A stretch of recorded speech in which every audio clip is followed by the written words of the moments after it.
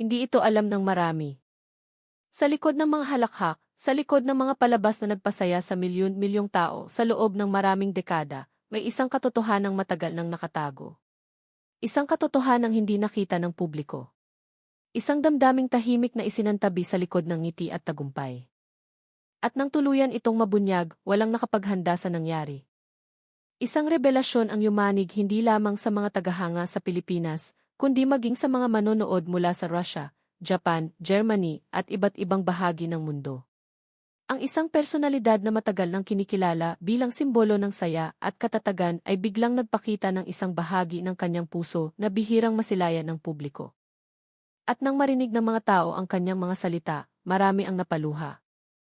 Dahil minsan, ang mga taong pinakamaraming napapasaya sila rin pala ang may mga lungkot na hindi napapansin ng iba.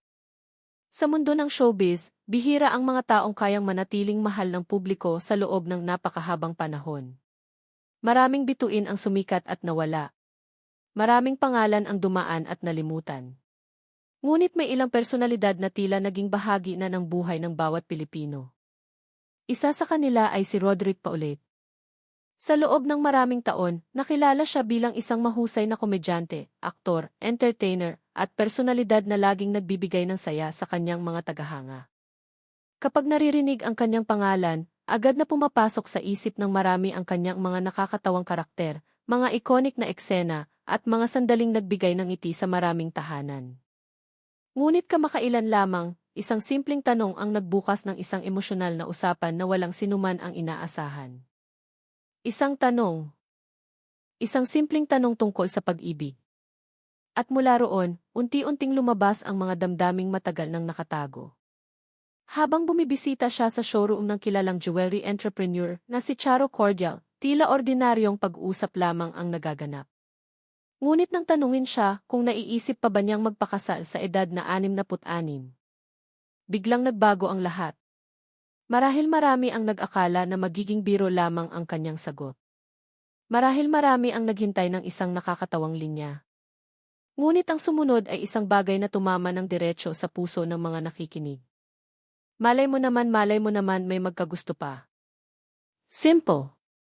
Maikli. Ngunit napakalalim. Sa loob lamang ng ilang segundo, tila tumigil ang mundo ng kanyang mga tagahanga.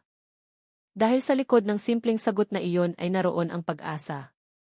Naroon ang pangarap. Naroon ang tahimik na paghahangad ng isang taong matagal nang nagbibigay ng pagmamahal sa iba, ngunit minsan ay naghahanap din ng pagmamahal para sa kanyang sarili. At dito nagsimulang sumabog ang emosyon ng publiko. Sa social media, libo-libong komento ang nagsimulang lumitaw. May mga nagsabing nasaktan sila.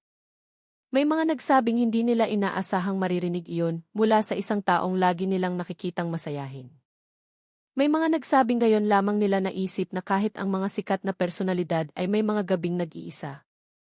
Sa Russia, may mga tagahanga na nagbahagi ng kanilang sariling karanasan tungkol sa kalungkutan at pagnanais ng kasama sa buhay. Sa Japan, maraming netizens ang nagsabing napakahuman at napakatotoo ng kanyang naging pahayag. Sa Germany, may mga manonood na humanga sa kanyang katapatan. At sa Pilipinas, tila may isang kolektibong paghinga ang buong entertainment community. Dahil bigla nilang nakita ang isang bahagi ni Roderick na hindi madalas makita sa telebisyon. Isang tao. Hindi isang artista. Hindi isang komedyante. Kundi isang taong may puso. At habang dumarami ang mga reaksyon, lalo pang naging emosyonal ang mga sumunod niyang pahayag. Inamin niya na may mga pagkakataong naiisip din niyang magkaroon ng asawa. May mamahalin. May makakasama. May magtatanong kung okay lang ba siya. At dito tuluyang nabasag ang puso ng maraming tagahanga. Dahil gaano kadalas nating nakikita ang isang taong laging malakas? Gaano kadalas nating isipin na ang isang taong matagumpay ay wala ng kulang? Gaano kadalas nating akalain na ang isang taong laging nakangiti ay hindi na kailangang kumustahin? Marahil mas madalas kaysa sa ating inaakala. At iyon mismo ang isa sa mga pinakamasakit na bahagi ng kanyang revelasyon. Ayon sa kanya, kapag masyado kang busy. Kapag palagi kang nakikitang matatag. Kapag sanay ang mga tao na makita kang lumalaban. Nakakalimutan nilang tanungin kung okay ka pa ba. Nakakalimutan nilang isipin na maaari ka ring masaktan.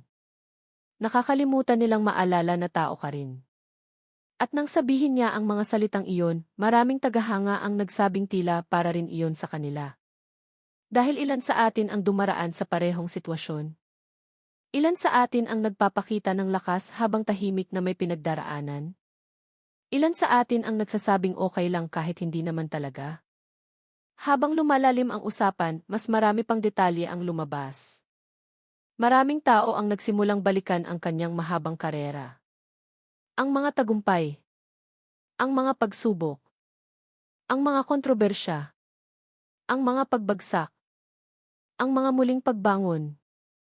At sa bawat kabanata ng kanyang buhay, iisang bagay ang paulit-ulit na lumitaw. Katatagan. Ngunit sa likod ng katatagang iyon, may mga tanong na matagal nang walang kasagutan. May mga gabi bang pakiramdam niya ay nag-iisa siya? May mga pagkakataon bang hinangad niyang may karamay? May mga sandaling gusto rin niyang may taong mag-aalaga sa kanya, sa halip na siya ang palaging nagbibigay lakas sa iba. Habang patuloy na pinag-uusapan ito ng publiko, mas lumalalim ang emosyon. Mas tumitindi ang interes. Mas lumalakas ang pakiramdam na may mas malaking kwento sa likod ng lahat. At pagkatapos, dumating ang isa pang nakakagulat na detalye. Sa parehong pagbisita, ipinakita ni Roderick ang isang bracelet na may mga diamante. Isang mamahaling alahas na binili niya maraming taon na ang nakalipas. Noon, tinatayang nagkakahalaga ito ng halos 3 milyong piso. Ngunit ngayon, ayon sa pagsusuri, maaari na itong umabot sa 5 milyong piso. At dito nagsimulang magkaroon ng ibang pananaw ang mga tao. Dahil sa isang banda, makikita ang tagumpay. Makikita ang bunga ng mahabang karera. Makikita ang mga material na bagay na maaaring hangaan ng marami. Ngunit sa kabilang banda, may isang bagay na tila hindi mabibili ng kahit gaano kalaking halaga. Kasama, pagmamahal, pag-aaruga, at isang taong tatanungin ka kung kumusta ka na. Habang tumatagal ang usapan, tila mas lumilinaw ang mensahe. Hindi lahat ng may tagumpay ay masaya. Hindi lahat ng may kayamanan ay may kasama. Hindi lahat ng malakas ay hindi nasasaktan. At hindi lahat ng nakangiti ay walang pinagdaraanan. Dito nagsimulang maging mas emosyonal ang mga reaksyon ng publiko. May mga tagahangang nagsabing gusto nilang yakapin ang kanilang mga magulang. May mga nagsabing tatawagan nila ang kanilang mga kaibigan. May mga nagsabing paalala ito na kumustahin ang mga taong mahal natin. Dahil minsan, ang pinakamalalakas na tao ang pinakatahimik na humihingi ng pag-unawa. At habang iniisip ng marami na iyon na ang katapusan ng kwento, may isang huling bahagi ng kanyang mensahe na lalong tumatak sa puso ng publiko. Sa kabila ng lahat, sa kabila ng kalungkutan, sa kabila ng mga tanong, sa kabila ng mga pangarap na hindi pa natutupad, nanatili siyang positibo, nanatili siyang matatag, nanatili siyang may pananampalataya. At dito dumating ang sandaling nagpaluha sa maraming tao. Ito na ang sandali ng katotohanan. Sa halip na magpakita ng awa sa sarili. Sa halip na magreklamo. Sa halip na magpatalo sa kalungkutan. Pinili niyang magtiwala sa Diyos. Pinili niyang maniwala na hindi siya nag-iisa. Pinili niyang magpatuloy.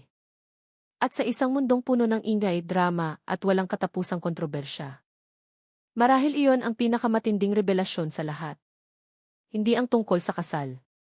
Hindi ang tungkol sa relasyon. Hindi ang tungkol sa mamahaling alahas. Kundi ang katotohanan kahit gaano kahirap ang buhay, may mga taong pinipiling magpatuloy ng may pag-asa. Matapos kumalat ang kanyang mga pahayag, lalo pang dumami ang mga reaksyon. Mga artista, mga personalidad, mga tagahanga, mga ordinaryong tao. Lahat ay tila may iisang damdamin. Paggalang, pagmamahal, at pag-unawa. Marami ang nagsabing mas lalo nilang minahal si Roderick matapos marinig ang kanyang katapatan. Mas lalo nilang nakita ang kanyang pagiging totoo. Mas lalo nilang nakita ang taong nasa likod ng artista. At hanggang ngayon, patuloy pa ring pinag-uusapan ang kanyang mga salita. Patuloy pa ring ibinabahagi. Patuloy pa ring nagbibigay inspirasyon. Dahil sa huli, ang kwentong ito ay hindi lamang tungkol sa isang celebrity. Hindi lamang ito tungkol sa pag-ibig. Hindi lamang ito tungkol sa pagiging single sa edad na 66. Ito ay kwento tungkol sa pagiging tao. Tungkol sa pangangailangan ng pagmamahal. Tungkol sa pag-asang may darating pa. Tungkol sa paniniwalang hindi pa huli ang lahat. At marahil iyon ang dahilan kung bakit milyon-milyong tao ang nakaramdam ng koneksyon sa kanyang mga salita. Dahil sa isang paraan o iba pa. Lahat tayo ay naghahanap ng taong magtatanong kung okay lang ba tayo. Lahat tayo ay naghahanap ng taong mananatili. Lahat tayo ay umaasang may magandang mangyayari bukas. Ngayon, nais kong marinig ang inyong saloobin. Naniniwala ba kayong walang edad ang pag-ibig?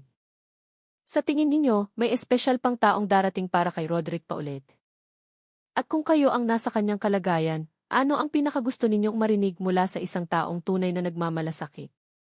Ibahagi ninyo ang inyong damdamin sa comment section. Dahil minsan, ang isang simpleng mensahe ng pag-unawa ay maaaring magbigay ng liwanag sa puso ng isang taong tahimik na lumalaban. Maraming salamat sa inyong panonood, pagdamay at pakikiisa. Hanggang sa susunod na kwento, alalahanin nating kumustahin ang mga taong mahal natin habang may pagkakataon pa. Hindi natin alam kung gaano nila iyon kailangan ngayon.